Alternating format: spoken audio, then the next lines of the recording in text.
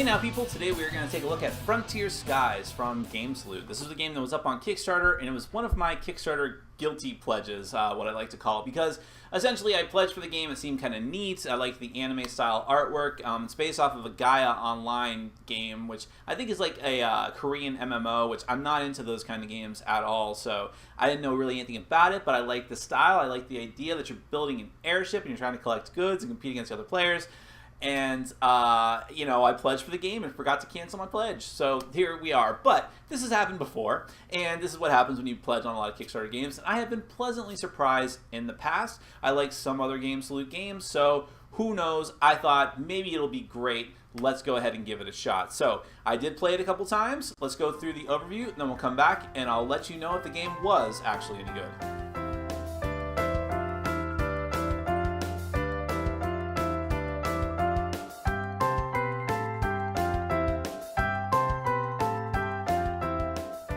Alright, I'm just going to give you a very, very brief overview of Frontier Skies. This is based off of the video game Gaia Online, and basically each of the players is trying to improve and upgrade their starting airship to try and get as much gold as possible. The game takes place over 12 rounds, which are actually 12 months within the game theme, and you're just trying to get as much gold as you can. Whoever has the most gold at the end of the game is the winner. So you'll have some starting gold to start off with, and every player starts off with the same starter set of airship cards laid out like this. And as you progress through the game, you're going to upgrade your ship and get better cards, and they can go into the empty spots that you have, or to essentially form a 3x3 grid, or you can replace the old cards that you have, and if they're actually worth money, you can get half of your money back rounded up. So you can improve and also get more money back as you go.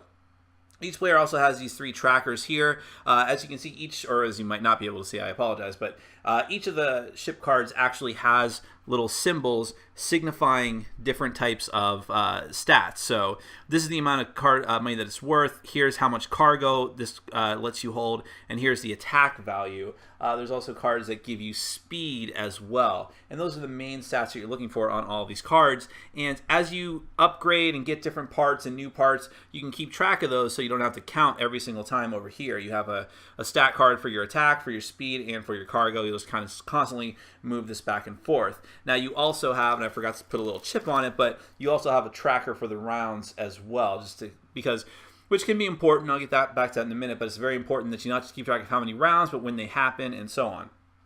All of these cards here are actually achievement cards. You have these 2 cards here, the Seasonal Speed Award and the Seasonal Attack Award. At the end of every season, which is to say at the end of every 3 months, you're going to look to see who actually earns these achievements. One of them is for the player with the most speed, players, plural, so you could tie, and also players with the most attack. Those players will get 2 extra gold. Over here you have all the end game awards. 2 of them are actually the same as the seasonal bonuses, but they're 5 gold instead of 2. Then you have DJ's Challenge with players who only built their cards from starter, winter, and spring cards are going to get a bonus of 5 gold. Anyone who has a perfectly matched ship, which is to say that all the parts of your ship are the same color, is going to get a bonus of 5 gold. And anyone who has built their full ship, which is to say a 3x3 grid of parts, all total and complete, will also get 5 gold as well. These are all the gold cards over here in different denominations.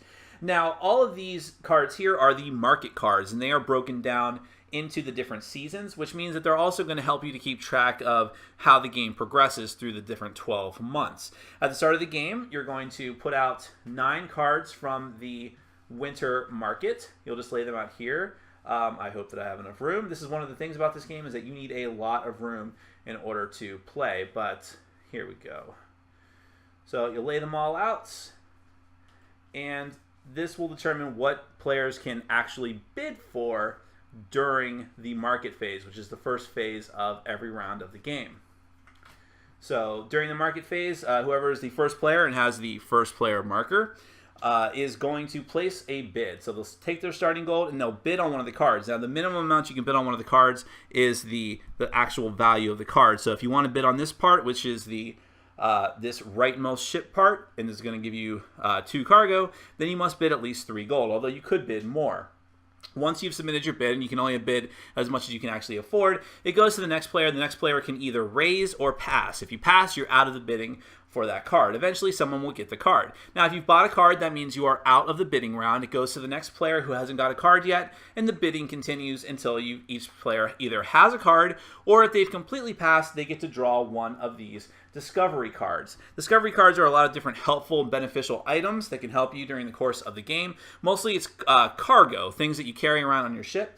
Just to show you some examples, you have Zeppelin, which is like a type of crew, I guess. Gain +1 speed for each Zeppelin that you have. So the more of these you can carry, the better. However, and this is what you can sell the card for as well during a different phase, but they all take up cargo space. So you can only have a number of cargo equal to whatever your max is, which you keep track of over here based on what constitutes your ship. And if you would ever have more than your max, you're going to need to discard cards into the discovery discard pile. Some other examples, the Warhammer. 3 money if you want to sell it, takes 2 cargo. During the trade phase, if you sell 2 or more weapons to the bank, gain a gold. So it could be good to hoard weapons if you want. There's another Warhammer. Here's a longsword. Same thing, just a different kind of weapon. Tools. If you have 2 or more unique tools, 2 or more different tools, cards cost you -1 during the market phase. So you bid on a card, pay 1 less than what you would normally pay. There are ice gems. At the end of the game, ice gems are worth double their value. So those can be really helpful to get a lot of them because they'll be worth, and there's different types of gems as well that are worth different income. Some of them are animals, like the burger. During the draw phase, if you have 2 or more burgers, gain a gold, and so on and so forth. Now, somewhere in these are all discovery cards. Some of them have, ship cards, and some of them actually have special abilities. So when purchased, you may look at the top 2 cards of the adventure deck and place them on top or bottom of the deck in any order.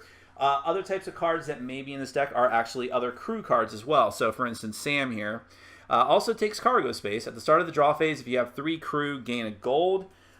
Phase says that at the start of the market phase, if you have 2 different tools, gain a gold. So these are the types of different things that may be coming out of that deck. Now, once everyone's gone through the different market phase and purchased the cards they want or not, then we go to the adventure phase. In the adventure phase, you just draw a card from the adventure deck. I'm sorry, it takes up so much space that I have to keep cards off of the board, but you draw a card from the adventure deck and do whatever it says. So, Old Respectable.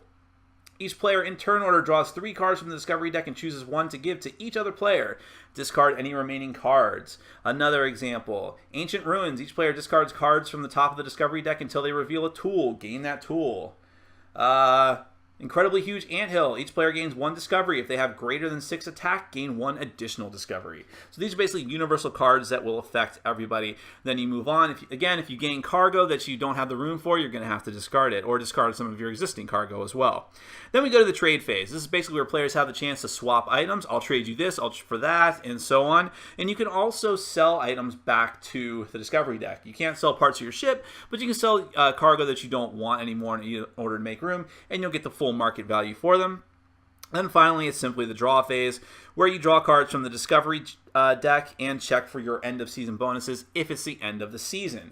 Once it gets back to the market phase, you'll replace any cards that have been missing from the winter deck, move the round tracker up, which is actually the month tracker as well, and then continue. So just to break it down again, you have the market phase where you're buying stuff to upgrade your ship, adventure phase where you're going on an adventure to try and, or to just have random stuff happen that gives you cargo, then the trade phase, then the draw phase. That's basically the game. It's going to continue like this. You're always going to check for your bonuses.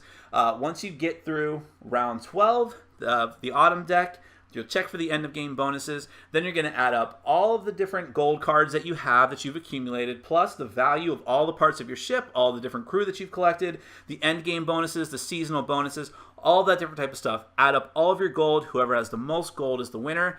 That's Frontier Skies. Well, folks, the answer is no. This game is not good. I mean, I should have seen it coming, but really, I was kind of surprised by how not good this game is. First off, let's just start with the components and the theme and things like that. The game is essentially themeless. You can throw any kind of artwork you want on the cards of the anime style. You can say that it's based off of an MMO if you want, but the fact of the matter is this is an abstract set collection game. So we'll get back to that in a moment, but the theme is non-existent here. I never felt for a moment like I was actually building a ship or going out and collecting goods or anything like that. So forget about that right off the bat. The artwork is fine. As far as like some of the cards are kind of goofy. There's obviously a lot of humor that I guess that the MMO this is based off of, Gaia Online, had a lot of quirky indie humor or something like that.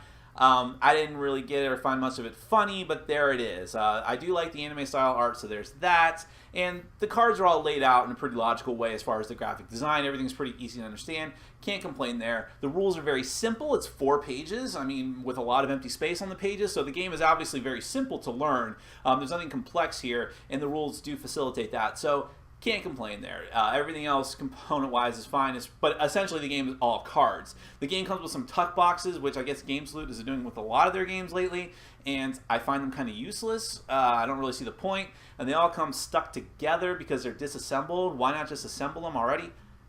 I don't know, but that's kind of dumb. Otherwise, it's fine. The box is fine, all that stuff. And that right there is probably the best thing I can say about this game. Those are all the compliments I'm going to give this game, because the rest of it is really bad. Now, I mentioned this is abstract, themeless set collection, and hey, I've played those kind of games before. I would say that Lost Cities falls into that realm, but Lost Cities is a fraction of the time and 30 times more fun than this game. I played this game twice, and here's the main issue that I have. It is very, very easy for someone to get completely screwed in this game by the randomness of the cards. If you are trying to, the bidding process has players competing for different cards. And because there's a random allotment of 9 cards out there in every season, it's possible that, it's probable that there's going to be some stuff out there that you like and need. Okay, fine. But if someone else outbids you for them simply because they happen to have a few extra bucks than you because of the way the bidding works in this game, or because they're just earlier in turn order than you and or that, then you're screwed.